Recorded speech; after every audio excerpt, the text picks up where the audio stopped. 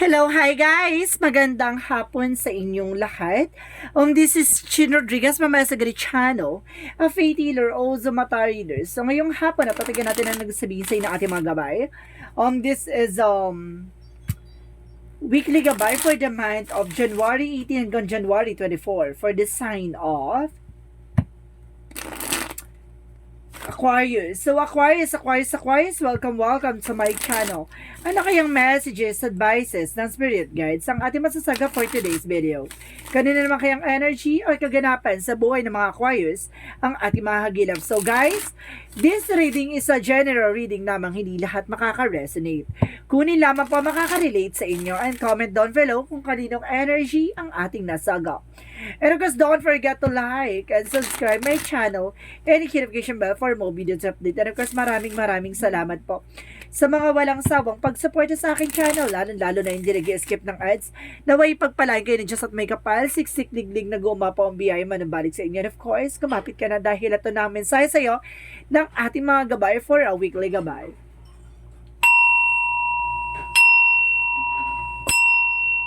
Angel Spirit Messages, give me information. Kayang messages, mensahe ang mahagilap natin for today's video. Angel Spirit, let's give information.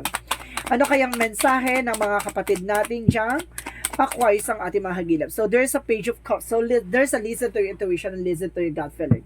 No, kailangan mo makinig sa iyong intuition, sa iyong inner voice.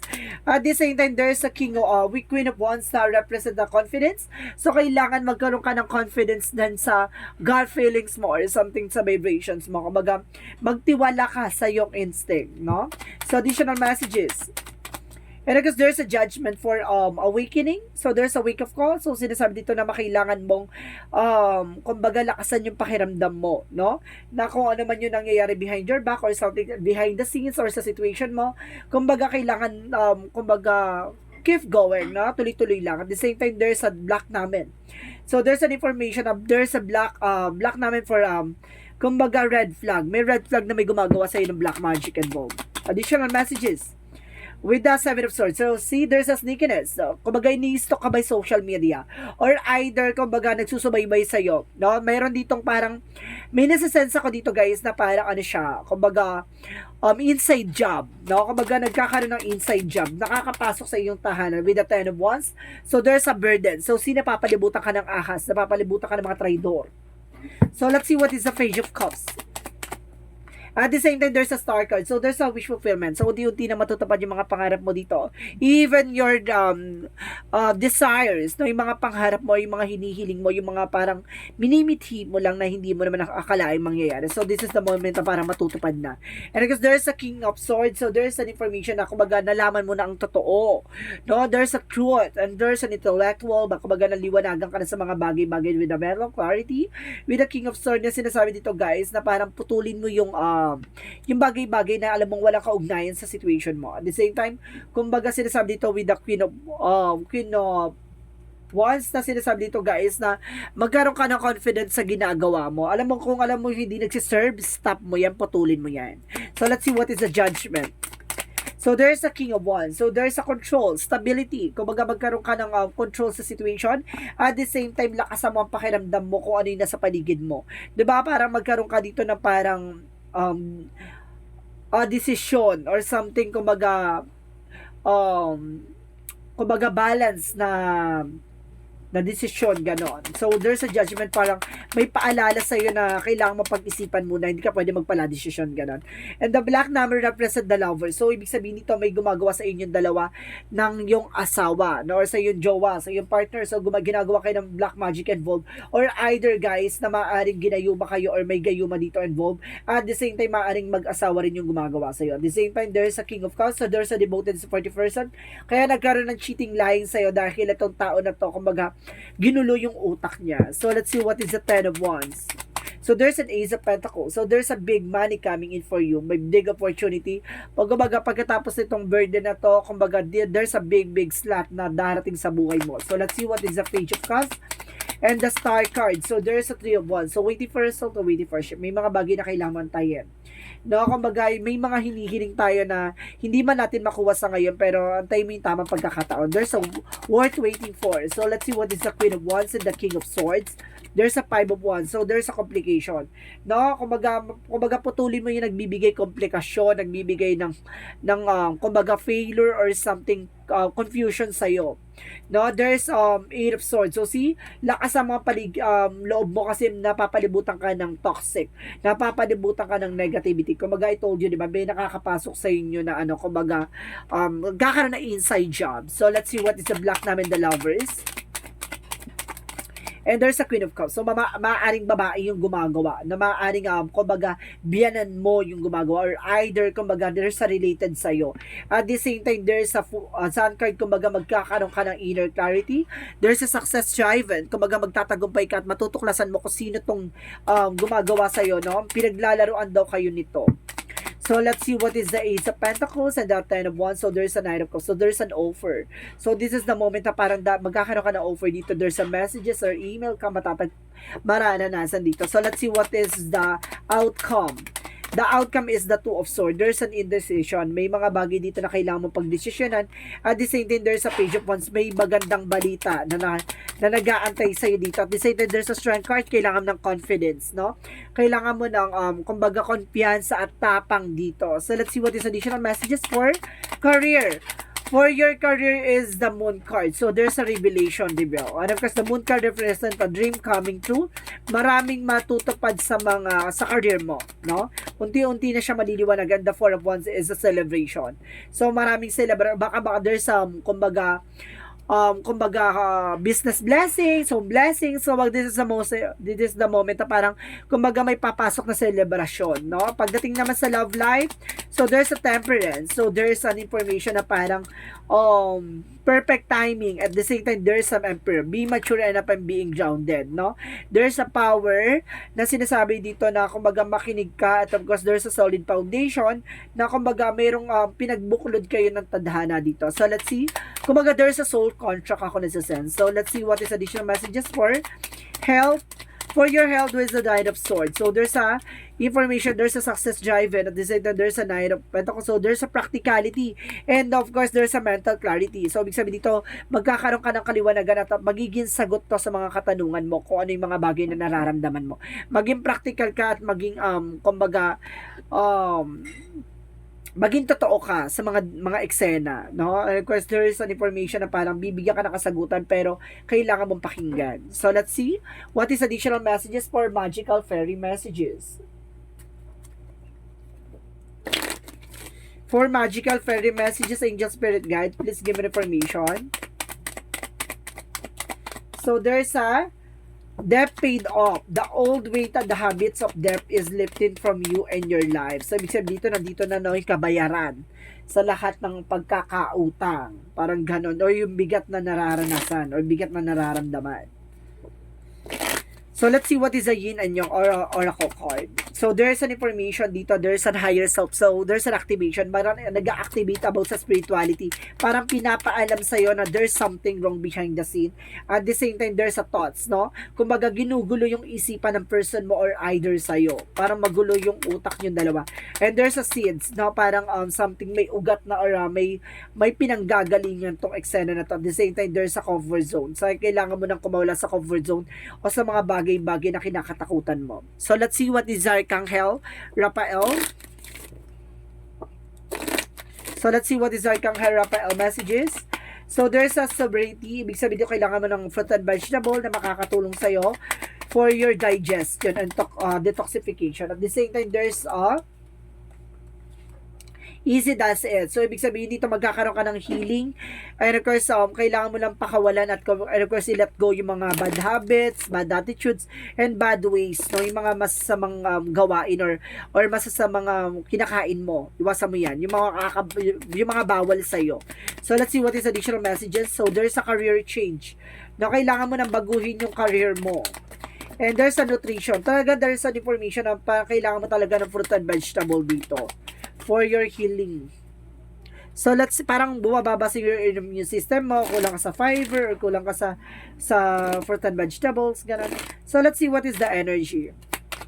The energy represents a community.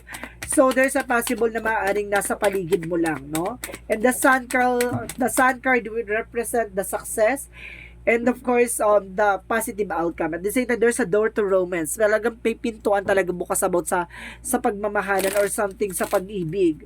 So, let's see what is additional messages. So, there's a star batting, there's an activation. So, there's an information na nag-activate na sa'yo yung mga bagay-bagay, naglilinaw sa'yo, or kumbaga natutuklasan mo yung mga bagay-bagay sa paligid mo. And there's a deep cellular healing. So, there's an emotional healing. So, doon ka inatake, no? Kumbaga, there's a physical and emotional healing. So, ibig sabihin dito, ginawang ka talaga ng something, kumbaga, sa emosyon mo, your thoughts, no, sa iniisip mo. So, ibig sabihin dito, palipad na hangin or gayuma yung ginawa. So, let's see what is Archangel Michael. Archangel Michael messages. So, there's an energy healing work. So, kailangan mo talaga ng magpagamot ha sa albularyo. Kailangan magpagamot sa albularyo. And of course, there's a spend more time outdoors. So, kailangan mo mag-spend sa ibang lugar, no? Kailangan mo libang-libang kasi parang magulo yung utak mo dito. So, let's see what is the chakra messages. So, let's see what is the chakra messages. Victim. So, there's some information na biktima ka. And there's a guilt. No, maraming may galit or inggit sa'yo dito or inis. Naiinis sa'yo siguro. And the same time, there's a completion. Huwag mong hayaan mahuli ang lahat. No, ginagawa ka ng sakit nito kasi gusto ka nito masyegi. Mawala ka sa mundo. Ganon. Paalala yan sa'yo ha. Let's see what is additional messages. Additional messages for service. So, there's a information na kumbaga public servant. Kumbaga, there's a services. Kung yung baka trabaho mo is public servant or services. There's a judgment. No? Ibig sabihin dito, kumbaga may mga bagay na pagdadaanan mo talaga. There's a challenges. No? So, there's a romance angels represent. Stay optimistic about your love life. So, maging positibo ka pagdating sa love life mo.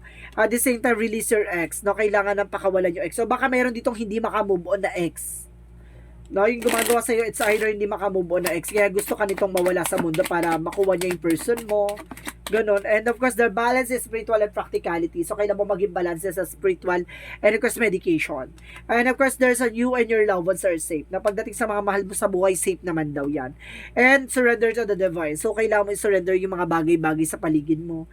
And of course, kailangan mong mag-take ng action nang sa ganon, kumbaga, ibigay sa'yo yung mga bagay na yon. At kailangan mong malaman yung kasagutan sa mga katanungan mo. So, let's see what is additional messages. So, there's a inner truth. So, malalaman mong katotohanan talaga. And there's a gift. Kumbaga, may regalo dito sa iyo ang ating angel spirit. And there's a healing. So, magkakaroon talaga ng healing session dito. And additional one for the movement. So, kailangan mo gumalaw at kumilos and there's a trust. So, kailangan mo magtiwala. So, let's see what is the Jesus loving quote said. Let's see what is the Jesus loving quote said. Jesus loving quotes, with God, all things are possible. So, ibig sabihin, pagdating kay God daw, lahat ng mga bagay ay posible, no? Basta naniniwala at nagtitiwala ka, lahat ng bagay na yan ay mangyayari, ayon sa kalooban ng Diyos. So, there's an angel's answer, guys. Mag-isip ka na kung anong question mo, kung ano gusto mong tanong, no? Bibilang ko ng 3, okay?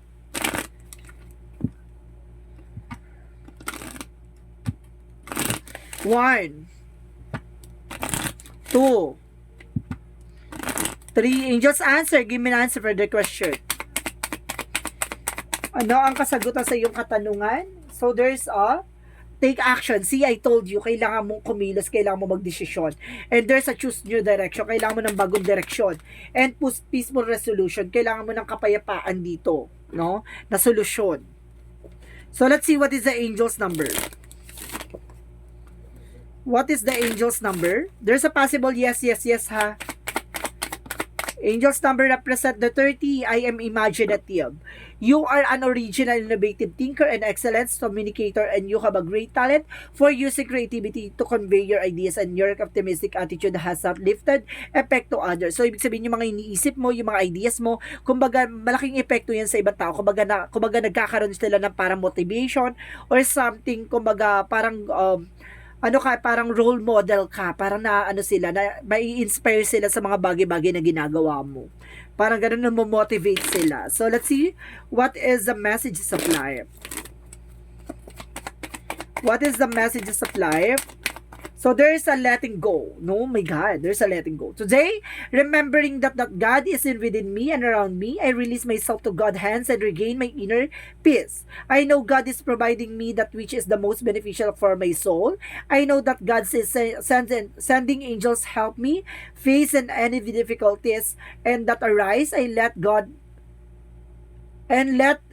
into will, knowing the best yet to come. So, ibig sabihin dito, kumbaga may mga bagay na, kumbaga sinusurrender mo kay God, yung mga bagay na kailangan na mangyari, mga bagay-bagay na alam mong ipagkakaloob ni God.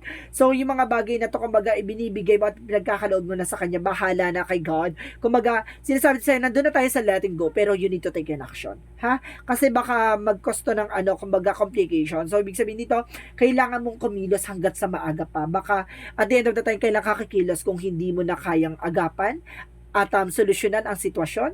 So this is the moment na kailangan mo, you need to take an action at surrender mo kay God yung mga bagay-bagay na ayon sa kalooban niya. So this is a weekly gabay for the month of January 18 hanggang January 24 for the sign of Aquarius. So Aquarius, maraming salamat for your wonderful reading. So once again, this is Shin Rodriguez from Asagari Channel, a faith healer, also mata reader. So this reading is a general reading lamang, hindi lahat makaka-resonate. Kunin lamang pa makaka-relate sa inyo and comment down below kung kaninong energy ang ating nasagap. And of course, don't forget to like and subscribe my channel and hit notification bell for more videos update. And of course, maraming salamat po sa mga walang sawang pagsuporta sa aking channel, lalo na hindi nag-skip ng ads. Naway pagpalay ka na Diyos at may kapal, siksik-liglig na gumapang biyay man ng balik sa inyo. And of course, maraming salamat po and see you in the next video. Bye-bye and babush!